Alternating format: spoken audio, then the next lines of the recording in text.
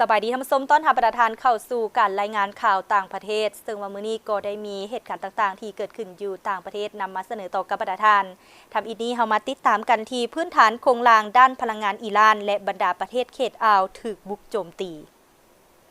การปะทะกันอยู่ตะวันออกกลางความวิตกกังวลต่อความเค็งตึงของการปะทะกันเพิ่มขึ้นได้เกิดขึ้นพื้นฐานโครงสร้างด้านพลังงานอยู่อิหร่านและบรรดาประเทศเขตอ่าวเป็นเป้าหมายของการบุกโจมตีโดยเจตนากระทรวงภายในกาตาร์ให้ฮู้ว่า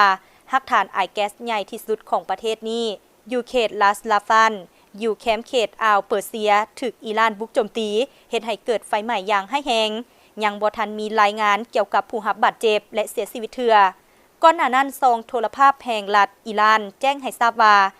เตหะรานได้บุกโจมตีพื้นฐานโครงสร้างด้านพลังงานอยู่บรรดาประเทศเขตอ่าวเปอร์เซียรวมมีตากา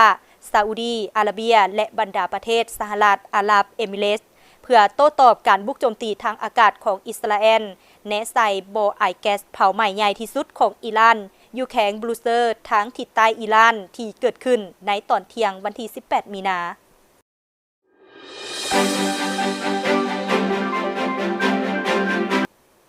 สิงคโปร์ได้ประกาศขอตกลงเพื่อทดลองนำใช้แอร์แท็กซี่หรือยนต์น้อยบริการทางอากาศสำหรับบริการการแพทย์ฉุกเฉินในงานสิงคโปร์แอร์โซ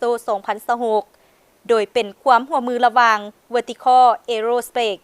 บริษัทผลิตอากาศยานจากสหราชอาณาจักรและห้องการวิทยาศาสตร์เทคโนโลยีและวิจัยของสิงคโปร์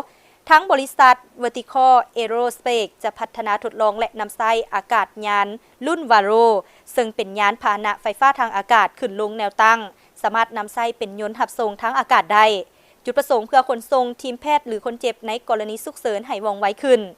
การทดลองแท็กซี่ยนต์แอร์แท็กซี่ทั้งการแพทย์จะถูกดำเนินการในเดือนเมษายนนี้โดยจะเก็บข้อมูลสถิติการบินเพื่อประเมินความเป็นไปได้ความปลอดภัยและเวลาในการตอบสนองเหตุฉุกเฉิน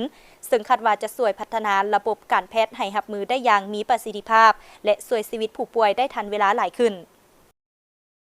ท่านผู้ชมและนั่นก็เป็นเหตุการณ์ต่างๆที่เกิดขึ้นอยู่ต่างประเทศที่ทางภาคข่าวต่างประเทศของพวกเขานำมาให้บรรดาท่านได้รับชมมหนีการรายงานข่าวต่างประเทศก็ได้หมดเวลาเพียงเท่านี้พบกันใหม่ในมื้อหน้าสำหรับมื้อนี้สบายดี